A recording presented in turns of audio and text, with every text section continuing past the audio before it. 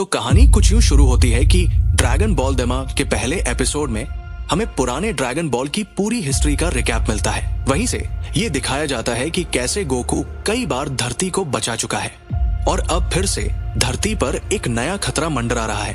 अब एंट्री होती है दो मिस्टीरियस कैरेक्टर्स की, गोमा और डेगासू।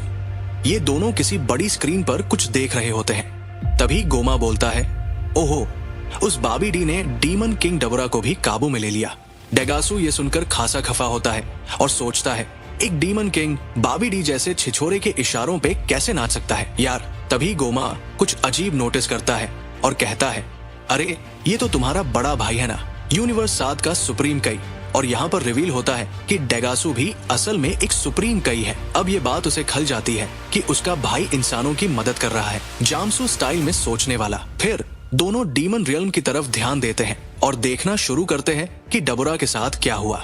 लेकिन गोकू और वेजिटा की ताकत देखकर वो फुल कंफ्यूज हो जाते हैं। गोमा पूछता है, भाई ये दोनों मार्जिन है या डेमन? डेगासू समझाता है, नहीं भाई, कान पॉइंटेड नहीं है तो मार्जिन नहीं हो सकते। लेकिन उन्हें ये बात हजम नहीं हो रही कि आखिर ये उड़ कैसे सकते हैं और कच्चा पक्का की ब्लास्ट कैसे फेंक रहे हैं। हर छोटी छोटी चीज पे उनकी हालत ऐसे हो जाती है जैसे कोई 90 के दशक वाला शख्स 5G इंटरनेट देख ले। पर सबसे बड़ा शौक तो तब लगता है जब उन्हें पता चलता है कि डीमन किंग डबोरा अब इस दुनिया में नहीं रहा, उसे मजिन बू ने कूट के रख दिया। उनके पास अब शब्द नहीं बचते और ये देखो डेगासू की सांत्वना वाली स्किल्स भी फुल ऑन हो जाती है। डेगासू बोलता है, चलो भाई, अब तुम नए डीमन किंग बन सकते हो। गोमा सुन के खुश तो होता है पर जल्दी समझ जाता है कि बाबिदी के पास मजिन बू जैसा पावरफुल हथियार है। ये खुशी भी आधी फुस हो जाती है। फिर उनका दिमाग एक और उलझन में फंसता है जब वो सुनते हैं कि बाबिदी और मजिन बू दोनों को ठिकाने लगा दिया गया है। उनकी आंखें ऐसी फटी रह जाती है जैसे कोई किंग कोबरा गलती से बकरी देख ले। दिन में इतनी मौतें देख के वो पूरा दंग रह जाते हैं। उसी बीच उनकी नजर यूनिवर्स 7 के ड्रैगन बॉल्स पर भी पड़ती है, लेकिन एक ट्विस्ट के साथ। उनके यूनिवर्स में तो 3 ड्रैगन बॉल्स हैं जो बड़ी बड़ी चट्टानों जैसे लगते हैं और हर बॉल को एक तगड़ा सा गार्ड तामागामी कर रहा है। बस यूं ही उनका दिमाग हिल के रख जाता है जैसे कोई पुरानी बाइक का इंजन गर्म हो जाए। और यही कारण था कि डीमन यूनिवर्स के लोग अपनी ड्रैगन बॉल्स का इस्तेमाल नहीं कर पाते थे। लेकिन गोमा के चेहरे पर खुशी की लहर थी क्योंकि बाबिदी और मजिन बू जैसे उसके दोनों बड़े दुश्मन पहले ही टपक चुके थे और अब कोई भी उसके रास्ते में नहीं आने वाला था। तभी एक नए कैरेक्टर की धमाकेदार एंट्री होती है। पहले तो ऐसा लगता है कि ये टोवा है, पर असल में ये डेगासू की बहन आरेंस होती है जो एक साइंटिस्ट भी है। उसे पहले से डबोरा की मौत का पता था। गोमा उसे टेढ़ी नजरों से देखता है और कहता है, तो डबोरा तुझे पैसे देता था अपने रिसर्च के लिए, है ना? पर मैं ऐसा कुछ नहीं करने वाला। अब आरेंस चालाकी से गोमा के दिमाग में एक खतरनाक बात डाल देती है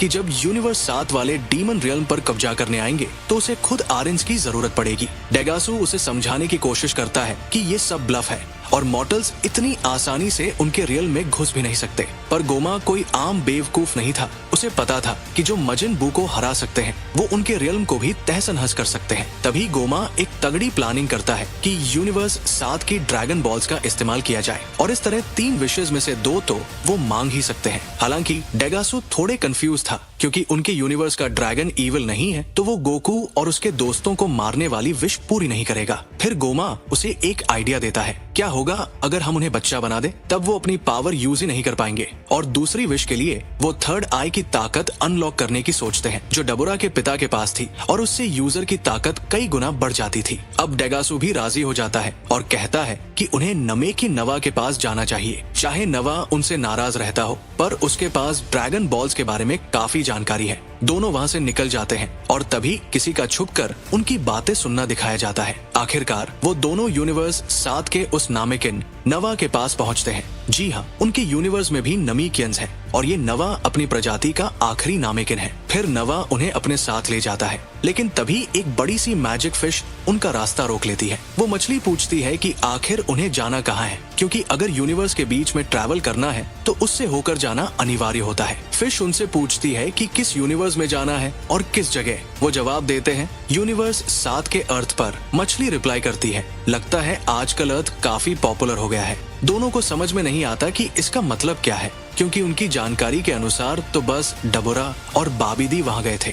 तभी मछली बताती है कि डॉक्टर रिरेंज भी वहाँ जा चुकी है। अब ये जानकर वो और भी हैरान हो जाते हैं कि आखिर वो अर्थ क्यों गई थी, क्योंकि यूनिवर्सिटीज के बीच का सफर यूं ही करना कोई आम बात नहीं है। अब यहाँ से कहानी फिर से हमारे हीरोज पर शिफ्ट होती है। दरअसल आज ट्रंक्स का बर्थडे होता है और पूरी गैंग पार्टी में मस्ती कर रही होती है। तभी क्रिलिन ट्रंक्स को देखकर बोलता है, मुझे यकीन नहीं हो रहा कि तुम 9 साल के हो गए हो, क्योंकि तुम्हारी हाइट तो देखो। ट्रंक्स तुरंत उसे सैवेज रिप्लाई देता है, तुम तो हाइट के बारे में बात ही मत करो। गोकू ये सब सुनकर हंसता है और बताता है कि साइंस की ग्रोथ असल में 15 साल के बाद शुरू होती है। पर फिर वेजिटा को चिढ़ाते हुए कहता है, हालांकि वेजिटा की हाइट तो हमेशा से ऐसी ही रही है। और जाहिर है वेजिटा इसे सुनकर बिल्कुल खुश नहीं होता। फिर गोकू नोटिस करता है कि सुप्रीम कई भी वहीं मौजूद है और हैरानी से पूछता है, आप दोनों अलग कैसे हुए? मुझे याद है कि आप तो फ्यूजन में थे। इस पर सुप्रीम कई बताते हैं कि वो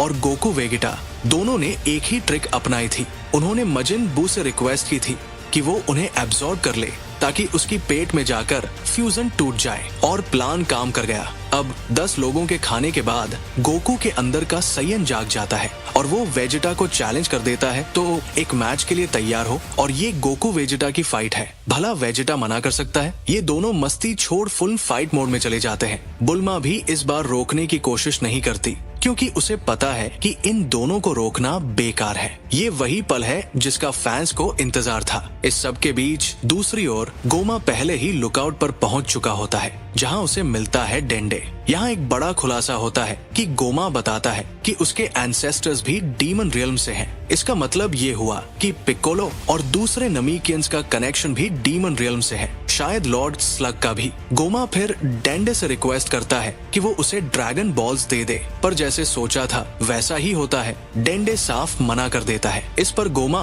अपने प्लान बी का इस्तेमाल करता है और नेवा को बुला लेता है। मैंने भी सोचा था कि नेवा का रोल बस फनी सीन्स के लिए होगा, पर मैं गलत था। नेवा अपनी असली नमेकियन पावर दिखाता है और अपनी पूरी ताकत से 7 ड्रैगन बॉल्स को वही बुला लेता है। ये सीन वाकई में एपिक था। इतना ही नहीं, नेवा उन ड्रैगन बॉल्स को स्टोन से फिर से रिस्टोर भी कर देता है। ये देखकर सोचिए कि अपने प्राइम में ये कितना पावरफुल रहा होगा। डेंडे ने उन्हें रोकने की कोशिश की, पर सुप्रीम कई और डीमन किंग के सामने उसकी ताकत फीकी पड़ जाती है। अब शेनरॉन को समन किया जाता है और गोमा अपनी पहली विश मांगता है। जिन जिन लोगों को मजिन बू ने हराया है उन सभी को और उनके दोस्तों को भी बच्चे बना दिया जाए। जैसे ही शेनरॉन गोमा से पूछता है कि उन्हें कितने छोटे करना है, गोमा हंसते हुए जवाब देता है, बस पहले ग्रेड के बच्चों जितना। शेनरॉन फिर से सवाल करता है, और जो पहले से बच्चे हैं उनका क्या करना है? गोमा चालाकी से जवाब देता है, उन्हें और भी छोटा कर दो।